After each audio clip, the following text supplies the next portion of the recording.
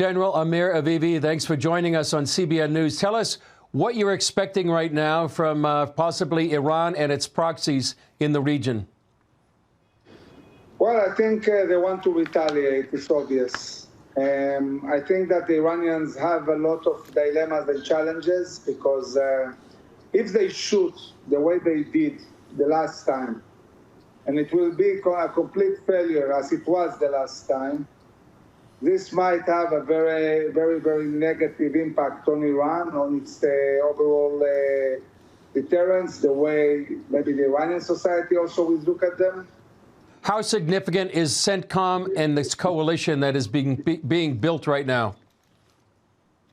I think it's very, very meaningful. It enables to really assist Israel to deal with all the different threats, whether it's ballistic missiles, UAVs, or any other capability Iran might shoot at Israel or Hezbollah. And it increases dramatically the chances of really being able to secure Israel the best way possible. There is no 100%, but it definitely improves a lot the chances of really dealing very well with most of the capabilities Iran or Hezbollah have. Yeah. How would you describe this coalition and how it's being put together? So basically, the idea is to see one picture. Everybody sees the whole picture in the sky, anything that is being shot, and a decision together who deals with what, where to send airplanes, who shoots what targets. It's one big picture that will be dealt in one command room. And this is about being able to coordinate with Saudi Arabia, with the Emirates, with Jordan, with the U.S. forces, British forces. It's quite a meaningful coalition. Yeah. How would you describe the readiness of the IDF right now? The IDF is in full readiness to defend, but it's also in very, very high readiness to attack. And I'm not sure we need to wait. I mean, if we see the other side getting organized, we can do a preemptive attack. We don't need to wait to be being shot. And there is a more strategic question, and this is the question of 80,000 Israelis that are displaced, but are not at home in the north. It seems that the chances of getting Hezbollah to withdraw diplomatically from South Lebanon are almost non-existent. So Israel really doesn't have any other choice but go to war, hit Hezbollah, and really do a ground incursion into South Lebanon. Now, Israel needs to take a decision. When is it going to change the reality in the north? Is it going to be now, when they want to shoot us, or we want to wait and finish the job first in Gaza? I think we are not in the same place we were in April. In April, it was obvious that we need more time to fight in Gaza, but now things in Gaza are going well. Basically, in the south, we can leave less forces and really concentrate in the north. What is your assessment? Do you think this may be the time that Israel would go into South Lebanon? I think there is a fairly good chance that, yes, we'll find ourselves eventually, whether it's now, in a week, in a month or two, in a full-scale war in the north. I don't see any other realistic scenario that will enable us to restore security and bring back all our citizens safely to their homes in the north. Hezbollah leader Hassan Nasrallah threatening maybe that he will hit Tel Aviv or other civilian centers. Do you think that threat is real? And if so, how do you think Israel would respond? If Hezbollah will shoot Israeli centers, this is a full-scale war. We'll have no other choice but to attack with all our capabilities. And I can tell you that Israel can inflict huge, huge damage on Hezbollah and also on Lebanon overall. If they will shoot Israeli cities and infrastructure, Israel will destroy all the infrastructure of Lebanon. And they need to take that in account.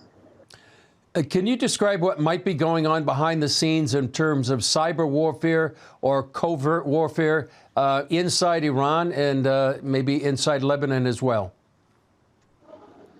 Well, I think that we have seen, looking at Israel targeting more than 500 terrorists in Lebanon, and also allegedly killing also Hamas leader in Iran, that Israel has very, very accurate and good intelligence.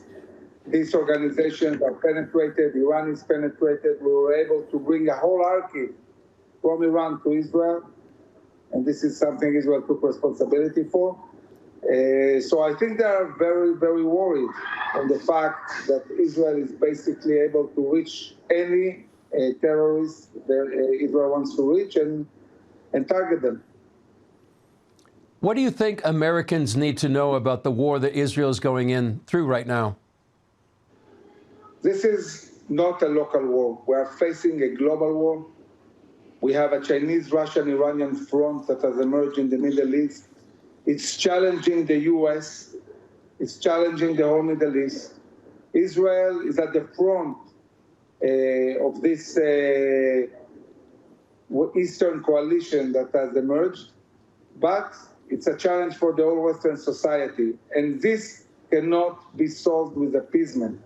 We need a strong America. We need a resolute America. We need an America that understands what are the challenges globally that the global is facing.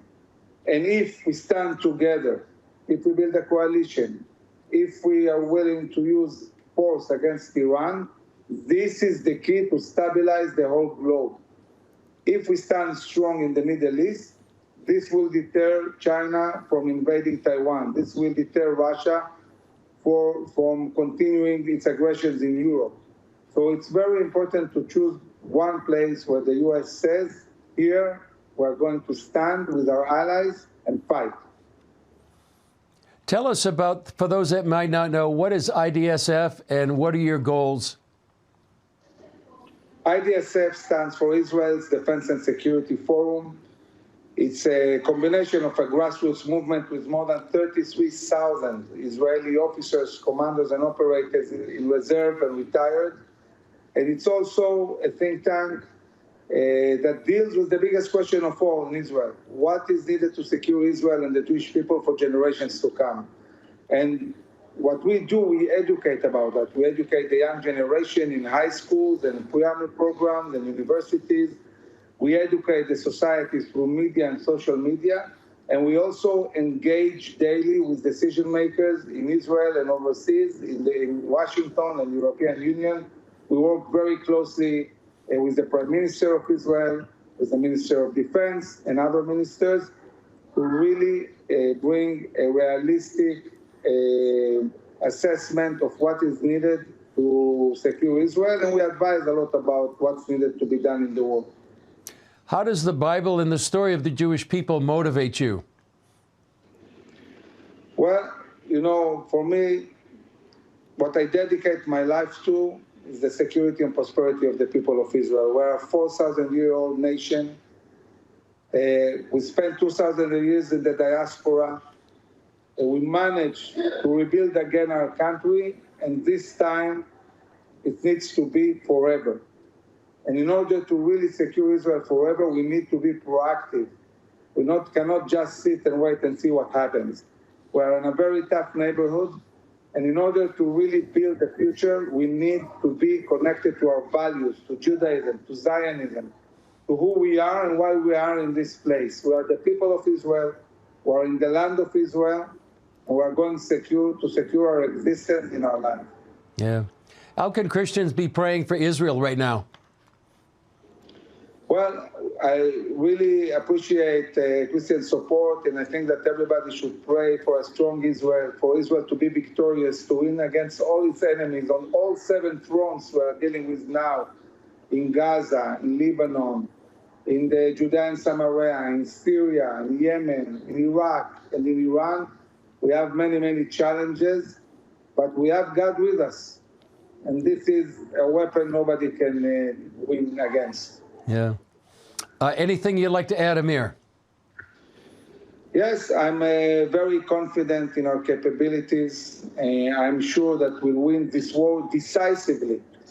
And I can say that the bigger the win will be, the more decisive it will be, the greater the golden age of Israel and the Jewish people will be the day after. The day after, we'll have peace agreements. The economy will bloom. We have massive aliyah, people coming to Israel from all over the world. We'll have baby boom. So I'm very optimistic. We just need to do one thing, stay united and win. Yeah. Well, General Amir Avivi, thanks for joining us with the IDSF. La Paz Laha. Thank you very much.